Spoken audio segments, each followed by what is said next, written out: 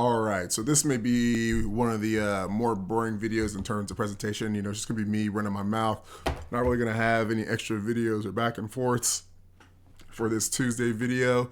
And we're talking about Caitlyn Clark, right? And I think watching her play this year, excuse me guys, I got cords hanging off the back of my computer. Seeing her play this year has been a super interesting phenomenon, right? And pop culture from like every aspect, right?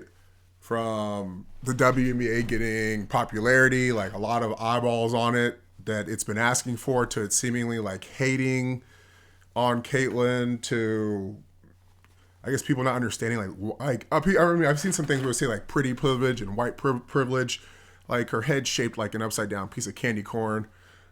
Not I guess I am trying to be funny, but the point I'm making is like she's not like this like model, Victoria's Secret, Fendi, whatever, Versace model, right? It's just like you can't really chalk it up to that. So then it's like, why does everyone like her, and why does everyone hate on her?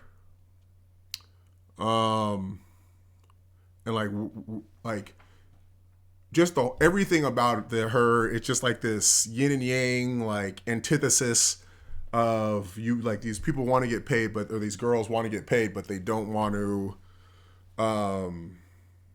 get paid because of Caitlyn, which is a stupid thing. A rising tide lifts all ships. So I got five. I'm really reading from my notes over here. I got 5 topics of the Caitlyn Clark phenomenon that I think will help explain a lot of things. And if you're a swimmer, right, you're a pro swimmer, you trying to get your NIL money up, this is something you definitely need to watch.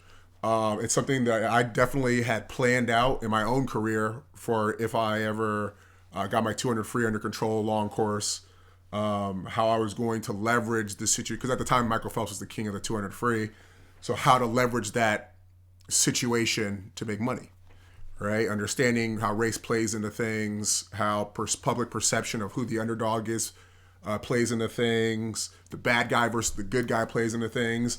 And that's why I say with this Caitlyn Clark thing, like this was a perfect microcosm of all these things like wrapped up in one. And it was a perfect storm for her. So the 5 things. She's an underdog, big time. Right, and basketball, football, track are considered black sports, right? And here's this white girl just dominating. So she's an underdog. We live in kind of an entrepreneur, fast money society now, where people are trying to make their own ways, right? Like nobody really wants to sit and have a 9 to 5. And as an entrepreneur, like how it goes. If you're an entrepreneur, you eat what you kill, and a lot of times you may not know where your next meal is coming from. So in this WNBA situation, there's times where like you gotta shed that ego if you want to eat, right? Like you can't be big. I remember when I started doing one-on-one lessons, I never wanted to do them. I knew it was going to drain my mental energy, but at the time I didn't have any weekly obligations, so I was like, okay, I can recover on Monday and be back at it Tuesday through Friday as far as growth is concerned, growing the company. So, but I needed money, I needed to eat, so I started doing one-on-ones. And that's kind of what I'm talking about. Like the ego of like what you like and what you don't like it's got to go. Like in the end of the day, you got to work for what you want. And sometimes that work is not going to be what you want to do. But if it's taking you to where you want to go, like what would you rather have? Right. And this goes back to something I learned as a kid. It's like, do you want to be right and lose or be wrong and win?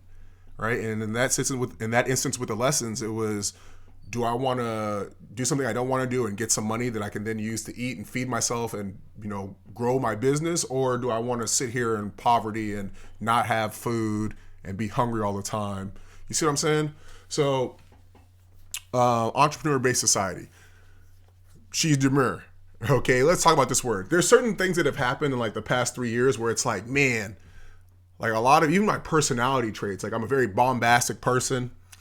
Yeah, you like that word. My favorite word is, you see my ADD kicking in, vernacular. Sharp, my vernacular. It's like in Jujutsu Kaisen where Megumi and that other guy, Sato, have that curse technique where they can like hide stuff in that shadow realm or whatever. Like my vernacular, I'm just whipping out words out the shadow realm.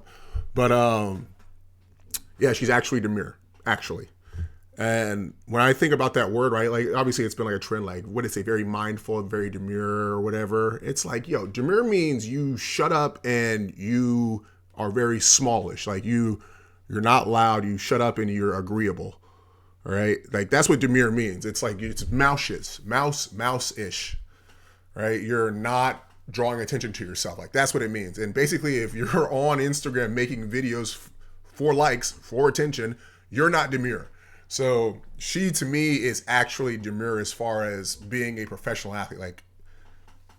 Like far as everything that, like you think about like LeBron, right? Like we always hear LeBron running his mouth, right? If Phelps speaks in the swimming community, you're going to hear about it. Caitlyn Clark, for as popular as she is, I don't really hear a lot of quotes. Like even when I think I see her like talking, like I don't know what she sounds like still.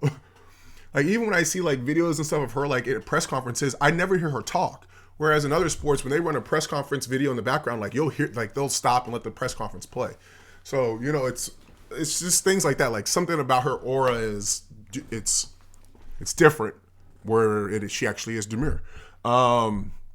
Midwestern values, right? Now, I would say most of America has those values. Maybe they're corrupted a little bit more or enhance a little bit more. It's like if you think about like religion, right? Maybe they're dive a little bit more into conservatism and ethics and morals, and maybe they're a little less into more liberal ideals and more personal based approach to life. But she has those values, and because she's like, to me, she seems to be in like the middle a little bit. Obviously, she's more conservative. But the way I'm gonna call it political spectrum, because usually like the way people's morals are aligns with where they are today anyway, with how they are on that spectrum. But I think she's like in the 90s would have been a centrist, and just as like things have like expanded, she's now like looked at as a right wing person, right? But I think that her value set, because like a lot of the people that were maybe like a little bit on the blue side, liberal, are now like mid-red, right? But it's still the same amount of people. So like her spot where she is still connects to both sides people on that spot. So she appeals to a lot of people and adjacent peoples. So that's point 4. Point 5. Everybody loves black people. And she plays basketball the way black people talk about playing basketball. So I think that's another thing. And like the number one export in the country is black entertainment. And that is, sports. Caitlyn Clark is our number one export. And like I said, the way she plays is like a black person talks about basketball, which is going to make her very relatable to a lot of black people. And black people like her. In this case, it's going to be, I guess, I'd say girls, but it's definitely the guys. We're going to get into all this. It drives the culture. It drives the culture worldwide. So that if black people think it's cool, it's going to, be downstream from that, it's going to be cool. She's going to be cool. Let's get into the first one. Underdog big time. All right. She is white in a black sport, killing it. I said that, but she has the two tiers of relatability on both sides of the racial spectrum, right? We have the white people and then we have the black people relatability. So white people, there's been nothing in a long, and if you're a swimmer, pay attention to this stuff, because this is stuff that you can leverage for your own branding, black or white. Because all you do is you just invert it. I'm going to give examples because it was the same thing that black people went through to a degree. So it can, especially in swimming, if you're black, you're on that, you're in this situation. So pay attention, take notes.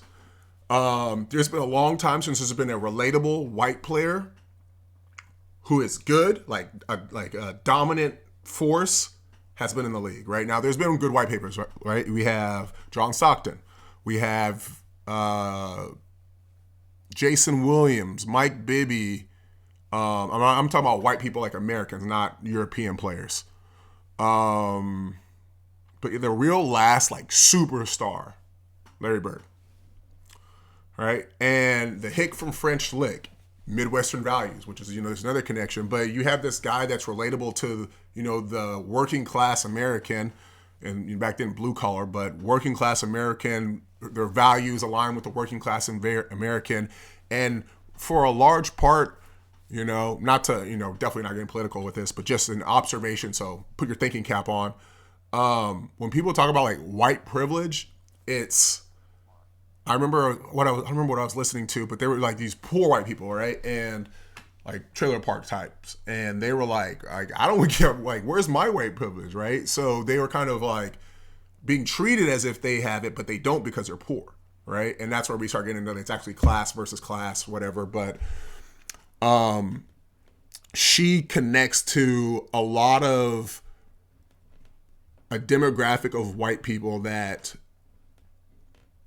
I'm not going to say it feels left out of basketball, but is left out of basketball, right? And she's killing it.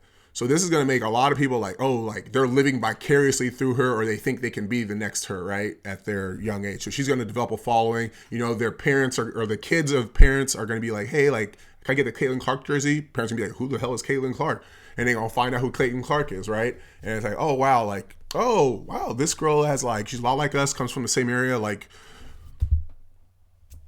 and she's killing it in basketball. Like, I remember, like, white people will say, like, there's a time when they realize they couldn't make it to the league, and it's usually when, like, some black guy, like, in third grade, or not third grade, like, seventh grade, like, dunked, and they were like, okay, yeah, I ain't going to the league, right? So, yeah, these things happen where it's like, oh, man, like, I can connect to this person, right? And they're that underdog, which everybody deals with, right? And, in the sport of basketball, it's something that white people deal with. And the second thing, the underdog mentality of black people is you can relate to the powers that be against her, because at least from the perspective, the story that I see is that a lot of the people that are in the league with power or respect do not treat her like their peer, right? They're trying to tear her down. Like, I know Diana Taurasi, as great as she is and has been, has said some things where like, oh, you get into this league, like it's a grown woman's league, which is a crazy thing to say anyway, because everybody knows that the peak testosterone in a female and the peak athleticism is around like 14, 15, maybe younger if you really want to get into it. So it's just like, what? Like, after that age, like, y'all are almost all the same physically and athletically. Maybe worse as you get older, faster. Compared to guys where it's like 30, 29, you start going downhill. No, it's like 33. You're in your prime, like 28 to 32. But yeah, like, what? It's just stupid. You know what I'm saying?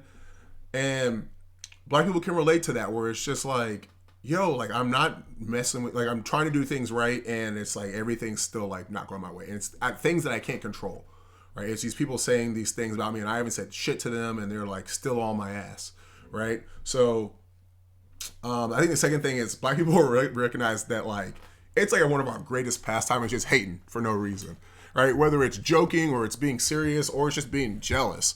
Like, I think a lot of people from the outside, especially black men, I'm not gonna get into why it's black men and not black women. That's somebody else's topic, but it's like we can clearly see, like, she hasn't done anything wrong to them. If anything, her presence is helping them make more money, and they're treating her like this. Like, that's a hater. You're benefiting from her presence, and you're still talking shit. You're a hater. All right. Now, there's people who don't benefit and still be hating, but in this case, it's a clear cut, not a hung jury, unanimous verdict of guilty. You're benefiting from her, and you're still hating. Right? And, they're seeing it, we're experiencing it with her in real time.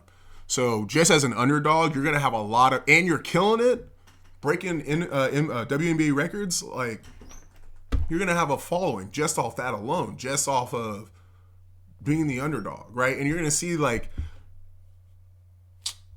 let's not say that on the stream.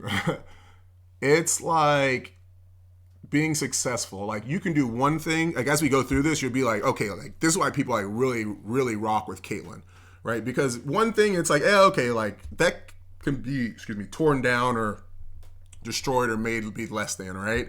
But the more reasons you have where you can like have legitimate cause to feel like this about Caitlyn, the harder it becomes to tear down the to tear down the thought of why people like love Caitlyn Clark. Because to tear down one, you got to be able to tear down the other, right? If you're thinking about orders of proofs, like you can't just tear down one thing and be like, oh, okay, especially when the other four things reinforce that first thing. So the only way you can really tear down the first thing is you got to break down the other thing. But if each one intertwined strengthens the other, it's very hard to shake people's opinions of this. And that's literally what you're seeing. It's like a lot of people being like, I don't really care what you say. Like, I know what I'm seeing. She's a shit.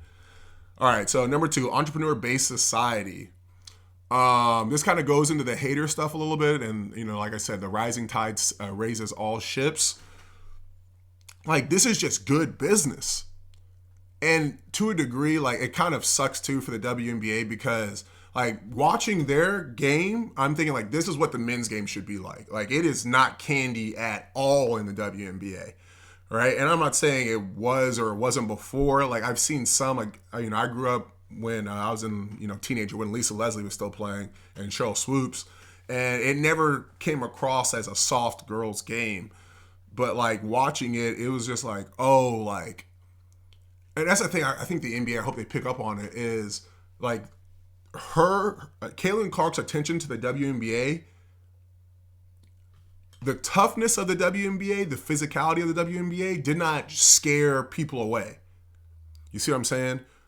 So it shows you that like in the NBA, they're like, oh no, we need to we can't be like, we need to soften up on this stuff and, make it easier to score and, be, finesse and pretty. And it's like, no, like, not that I want to see girls being rugged and stuff, but it's like if we're playing the sport of basketball, like I want to see like somebody trying to conquer somebody, and especially from guys. Like, I don't want to, like, if the girls can do that, but the guys are candy, like, what's going on? So, I think that was really cool to, I would never have watched the WNBA if it wasn't for Caitlyn. So, it's just like, it's just good business. And this is where I'm taking this to with the entrepreneurship stuff. Caitlyn, the people who are running the WNBA, obviously it's like a subsidiary of the NBA, but whoever's like between the NBA and the WNBA is still treating it like basketball, right? Now, obviously, the sports bettors, and, if you really want to go down a conspiracy theory of how that affects outcomes of games and the storyline, the script, to me, the WNBA seems like it doesn't, because if there was a script, you would have kept Caitlyn, or if you were focused on the script and money, you would have been, we need more Caitlyn Clark games. You see what I'm saying? So it's just like the business of, it kind of exposed me to the business of the WNBA, where it's just like, you have a bunch of, don't take this the wrong way, but this is what it is. Like, if you just put blank faces, not women, a bunch of egotistical people, not focused on making money. They're more focused on how they feel. And that's crazy. They're not focused on business. Like, get your money. Get that, like Cam says, get the chicken. What are you doing? Like, I understand, like, as an ego person or as an ego-driven person, I'm not ego-driven, but I definitely have an ego, that you don't want to, especially once you put in your laps, your years as a vet to build a league up, and now this new kid comes on the block and she makes it explode to where now people are asking you like, oh, like, what do you think about Caitlyn? And they're like, yo, I was here this whole time building this up.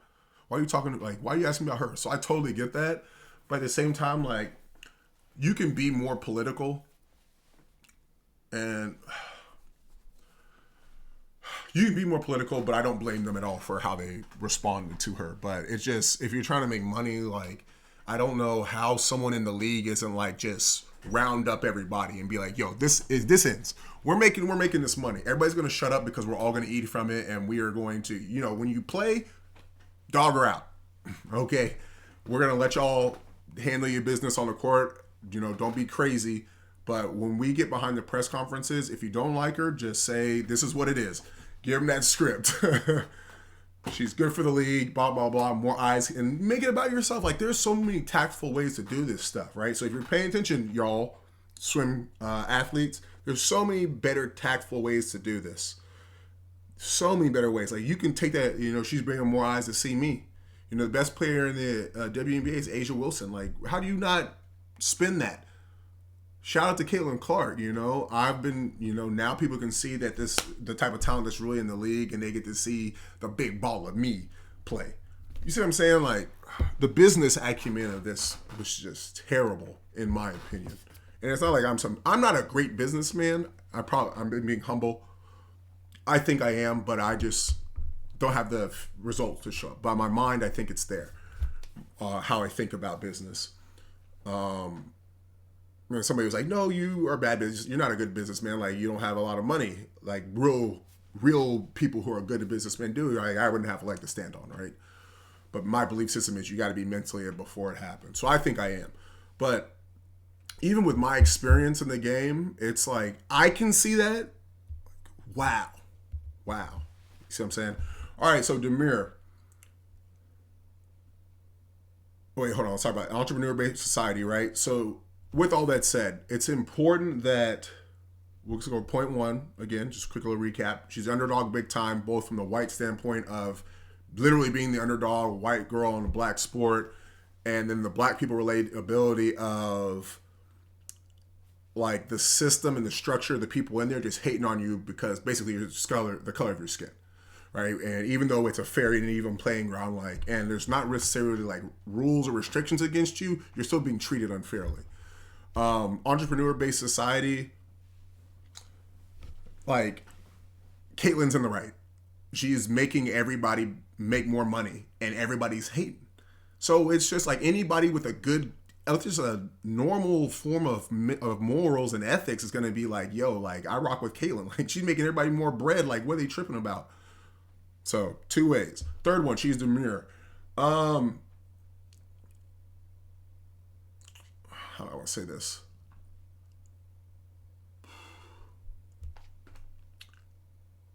She's not bombastic and loudmouth, at least from press conferences, right? Based on what I can see. I haven't heard her talk. I see her competitive. You know, she's yelling and screaming and stuff. And that's expected. But as far as, like, being a person, like, I feel like if she was wilding out, we would hear about it for sure. And I think it doesn't make her unlikable, right? She's this demure girl, white girl in her case. Oh man, I'm self-censoring. How sad is that? She's a demure white girl who is killing the game. Like, literally, she lets her game speak for her. Who doesn't love that? Like, that's the dream.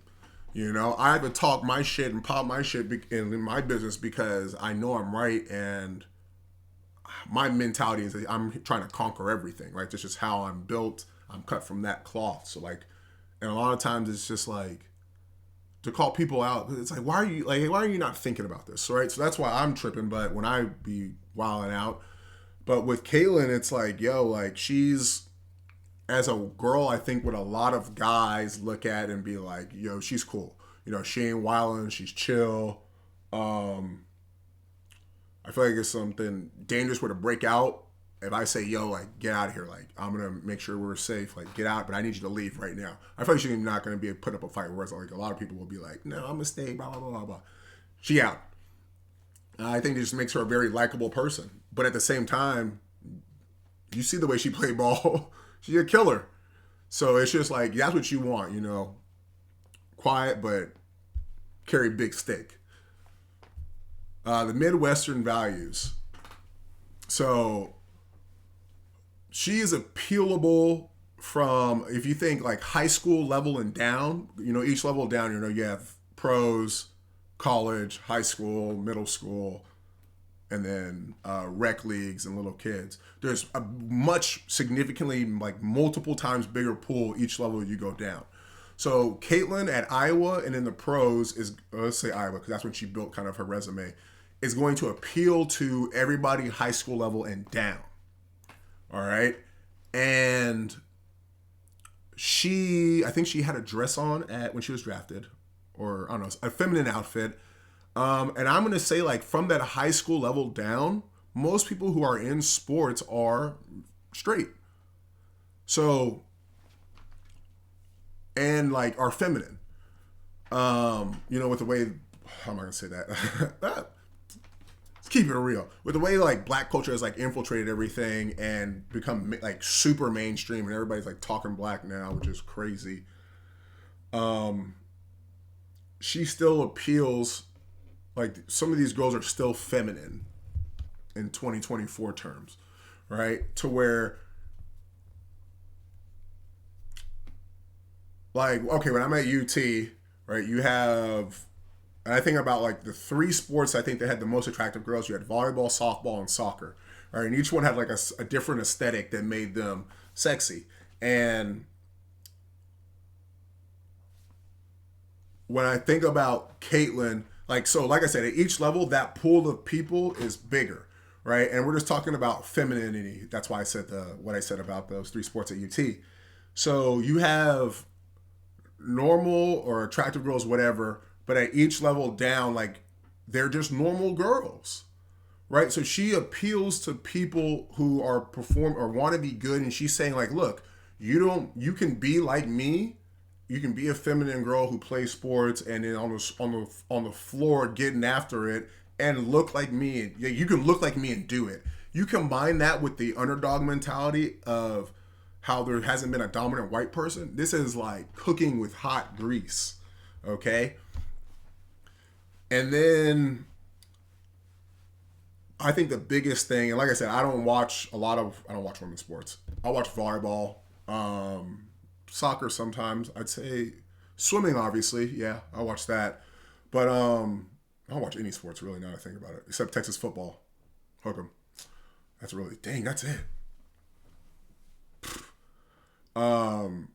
Anyway, so with my severely limited knowledge on women's basketball, at least what I observed when I was watching Caitlyn is that Iowa to me, at least when I used to watch sports, like when I was in middle school, high school, and like early college, the Midwest has never been a huge.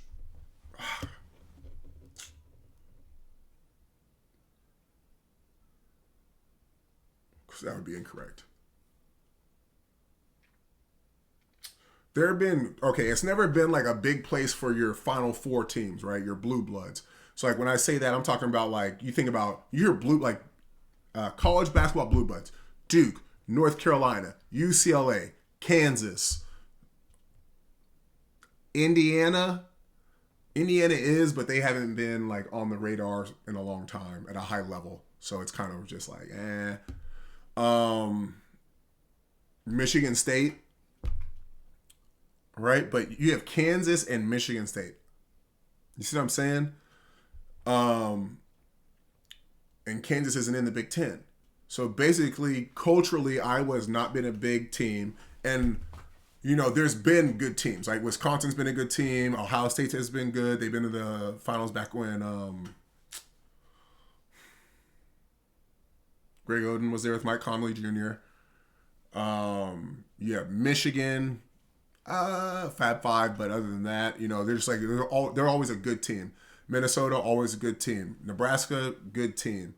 There's not like a team that's like the team that's like a Final Four team, right? And all of a sudden you have Caitlyn basically putting Iowa on her back, and all these schools that are just like big team or good teams or big teams, but they're not like the Final Four blue bloods brand you hear. Like Caitlyn took Iowa immediately there, where it's like if you say Iowa, you think like, okay, like back into the tournament, Final Four finals. Like that's what I think of when I hear Caitlyn Clark in Iowa. When you say women's basketball Iowa, I'm thinking Caitlyn Clark, and I'm thinking her, a lot of publicity playing in the Final Four and then the championship game. So you have to think about that, like in this area that has all these storied programs. Like I said, I believe Minnesota has been really good in the past. I don't know why that's in the back of my head, but Kansas, Indiana, and there's just a power vacuum waiting for the next team, and it's one of the worst teams, because I know Iowa in the past has not been one of the best teams in the Big Ten. Not overall in the NCAA, in the Big Ten. This team that's not one of the best teams is now the name brand championship team. You see what I mean? So you basically pull this huge audience from all of these Midwestern areas, and they look like her, and they, have the same level of femininity.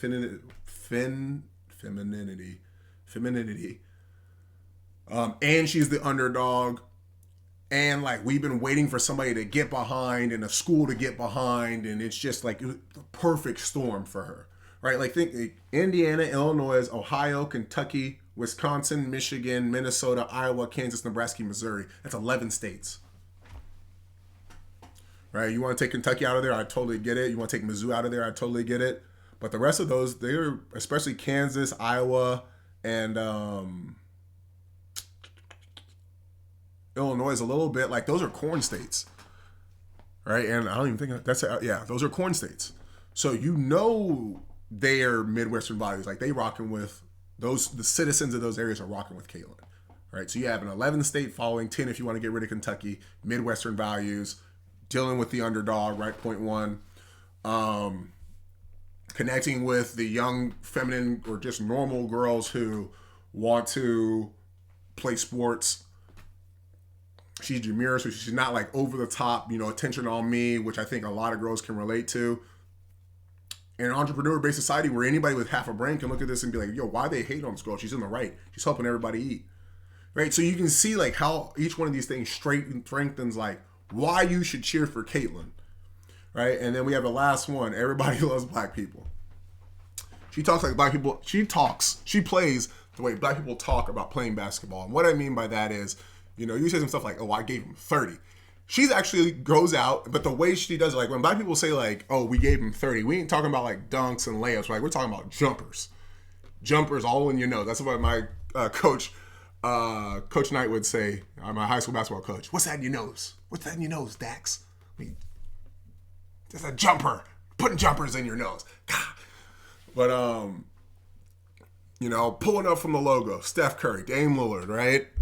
And anybody who's black has had that experience. And if you're white and you're this person where, you were just like everybody thinks you're like the 3-point man, the person who just sits and shoots threes. Oh, wow, that was interesting. And all of a sudden it's like, oh man, this guy's got a nice handle. They got the no look. They can take you off the dribble, pull up. They got a nice floater. And it's like, oh, this is actually like a cold white boy. Like this ain't just a shooter. This is a cold white boy, like Jason Williams. White chocolate, it's all respect. Where it's like, yo, they play like us, So, and it's like once that happens, like you ever see like those videos of like black people will be like dancing, having fun or something, and then like a white person gets in who kind of doesn't got no rhythm or don't know what they do, and all of a sudden, like even if they're just enjoying themselves, like the black people start hyping up, like getting in with them, or if they just start killing it, it's just like, oh shit, like where did that come from? So, like, I think, at least from a black male standpoint, like, we've all dealt with those situations.